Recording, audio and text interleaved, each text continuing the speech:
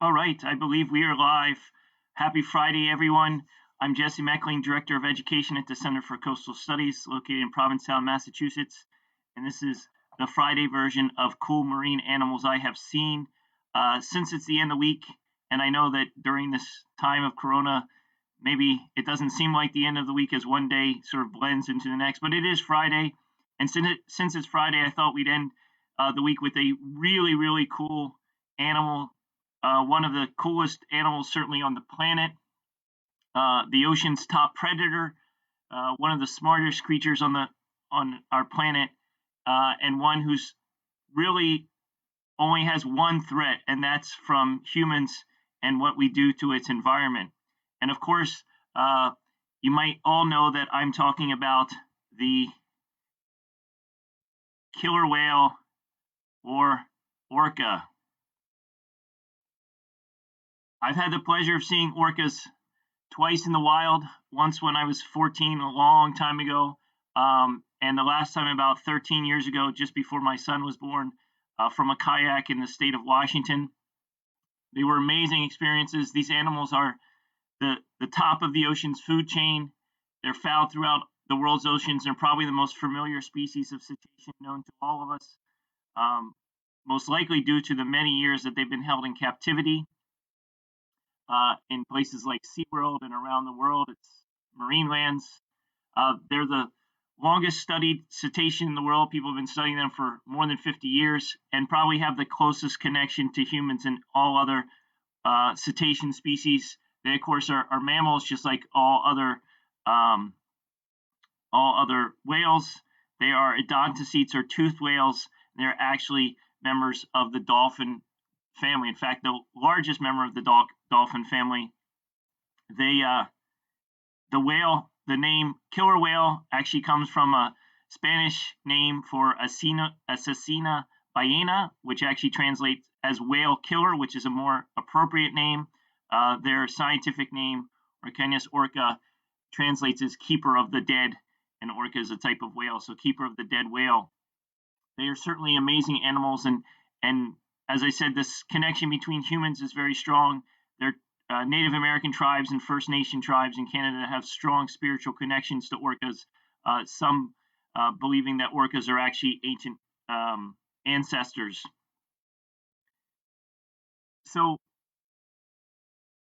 orcas are familiar to all of us, I'm sure. Um, Not sure if everyone knows that they are actually the world's largest dolphin. But when we talk about orcas, what many people may not realize is that there are several different types of orcas.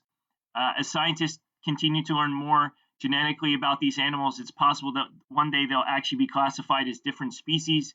You can see here we actually have 10 different what are known as ecotypes. There may be as many as 12 worldwide of these individuals. And yes, they all have that familiar black and white coloring and saddle patches. Although, as you can see there, some orcas in the southern hemisphere and the Antarctic orcas are rather grayish in appearance. But these whales are very different. They're different in size, appearance, prey preferences, foraging techniques, dialects, behaviors, and social groups. They do not interbreed. In fact, resident orcas in the Pacific Northwest, salmon-eating orcas, will go to great lengths to avoid transient orcas, which are orcas that hunt seals and other smaller dolphins and other marine mammals. And these whales have been genetically separated for 750,000 years. They don't communicate, they don't interact socially, and they are different types of whales. Orcas are the only known species that have genetically segregated populations, not due to geography, but actually due to social and cultural differences between the whales. Um, Whales, orcas that communicate, that live in the Pacific Northwest, and orcas that live in the Atlantic or Antarctic, when they communicate, they use completely different languages and hunt and feed in completely different ways. Orcas range all over the world's oceans. They're found in every part of the ocean. Their primary range, of course, is along coastlines and in the upper and lower latitudes. They're fewer found in the pelagic or open ocean. This is not surprising since fisheries are concentrated along the coasts of the world's continents and in the upper and lower latitudes in the Arctic and Antarctic. And of course, if orcas eat fish, they're going to be found there. If they eat animals like seals, penguins, sea lions, sharks, whales that they themselves eat fish, they're going to be found where those animals are. So they're mostly found in coastal areas in the upper and lower latitudes. Because of this diverse range and many different ecotypes, it's hard to put an estimate of worldwide population. Some estimates I read are 50,000 worldwide, but since these animals are separated into different ecotypes, that doesn't tell the whole story. Southern resident orcas, very well-known, long-studied orcas that live in the Pacific Northwest. They're fish-eating orcas, and the orcas that I personally have seen, the only orcas I've seen in the wild, and many of you may have seen them as well. This population of individuals is down to a critical number of 73. It's a critically endangered population because, and since they're genetically different from other orcas that are in that area, like transient orcas or offshore orcas or Biggs orca, and basically one big extended family, their declining numbers are very worrisome to the population and the ecosystem in the Pacific Northwest, as they're critically important animals to that ecosystem, being top predators. Orcas live in family groups called pods. They're considered one of the most stable societies of non-human mammals. Individuals stay in their birth pod throughout their life, although there is some possibly moving with orcas that are live further offshore. They have smaller pods. Resident pods are quite large. These pods are structured around their mother, or their matriarchal. Male orcas are larger than females, unlike baleen whales, where generally the female is larger than the male. They can grow up to 9.8 meters or 32 feet and weigh 10,000 kilos or 22,000 pounds. Of course, since they're different ecotypes, they're also different in size. The Ross Sea killer whale is considered smaller, considered almost a dwarf form of a killer, with a maximum size for male of 6.1 meters or 20 feet. These animals are incredibly long-lived. Males can live up to 56 years and females up to 80 to 90 years old. In fact, there's reports of a matriarch that died in the Pacific Northwest a few years ago. Some believe she was over 112 years old, but there are varying reports of her age. So it's not quite sure, but they are long-lived animals. Orcas prey on a variety of species depending on their ecotype. There are fish-eating specialists, such as the southern residents, who feed not only on one type of fish, or a type of fish, primarily salmon, but actually one type of salmon, a Chinook salmon. In fact, one of the reasons, and a major reason for the decline with this endangered species, is due to the reduction in their primary food source of Chinook salmon due to damming and other fishing pressures. Other ecotypes will prey on smaller fish like sardines or herring, while other ecotypes hunt other marine mammals such as seals, sea lions, otters, dolphins, and even large whales. Offshore killer whales are known to be shark specialists, and there may be many people out there who think that the great white is the top ocean predator, but there are numerous instances around the world of orcas hunting and killing great whites.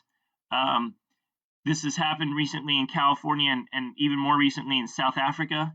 And really curious about this is that orcas, when great white carcasses have been observed, or orcas have been observed hunting them, the orcas will flip the great white over, putting it into a sort of coma-like state, and then they will surgically make a tear in the abdomen of the shark and suck out its liver, its fat, oil-rich liver.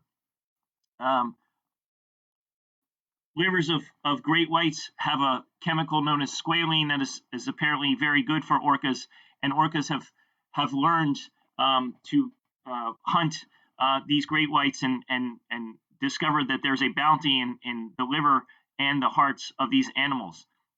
Many times they will leave the rest of the carcass and actually just remove the liver. Interesting with large whales, there have been many observations too of orcas only um, um, eating the tongue of the whales. While they will eat other parts, the tongue is the fatty, rich part of the whale, and some tongues can be very large, so there's a lot of meat there. But in many instances, orcas have only been observed eating the tongues out of whales. Um, Orcas are extremely intelligent animals, and their hunting techniques around the world illustrate this, from making waves um, to wash off seals and ice packs in Antarctica, to hunting in packs in the open ocean, to driving themselves onto beaches to grab seals and sea lions in South America. They're truly the ocean's most amazing predators.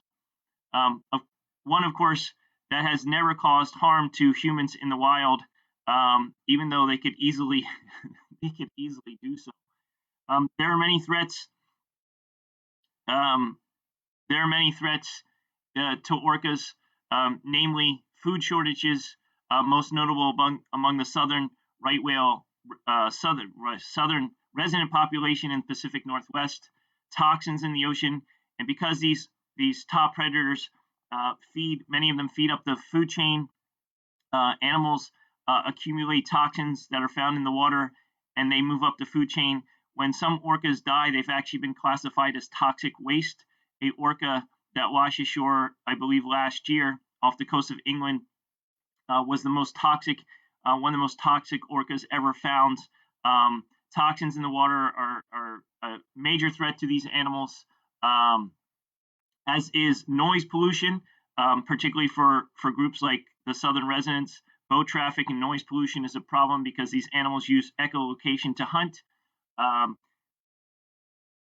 Live capture, in fact, while we don't do this anymore in the country, Russia is still in 2018 captured orcas to put in aquariums and SeaWorlds.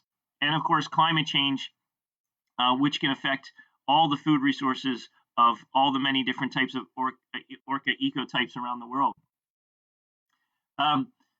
So there's so much more I could spend talking about orcas, but we are already past time right now. They're certainly one of the coolest, most amazing animals in the ocean. They're one that should never be kept in a small tank doing tricks for humans, as this one here is pictured doing. And that may be how most of us know orcas, but it's certainly not a place for the world's, possibly the world's second greatest predator. Well, the second greatest predator behind us. There are a lot of great movies out there, videos to watch about orcas. Every couple of months, there's a new thing that pops up on YouTube about people swimming and having orcas swim right next to them, not knowing. But two movies I would highly recommend. One is Blackfish. If you haven't seen it, this talks about the captivity of orcas. It's a really great film that came out a number of years ago. And then there's a nature program called The Killers of Eden, which is about orcas that used to hunt, that used to help whalers off the east coast of Australia hunt humpback whales. They would drive the whales into a bay where the whalers would then kill them, and the whalers would then leave the humpbacks overnight for the orcas to eat their tongues. This was a symbiotic relationship between whales, between orcas and humans. It's quite an amazing story. And of course, the Blue Planet film series has a great number of images about orcas, and particularly about the hunting of the killing of the gray whale, the first orca filmed killing a large whale in Monterey Bay. So with that, I'll show you the one picture that I have of an orca. It's from when I was 14. And wasn't a great photographer back then.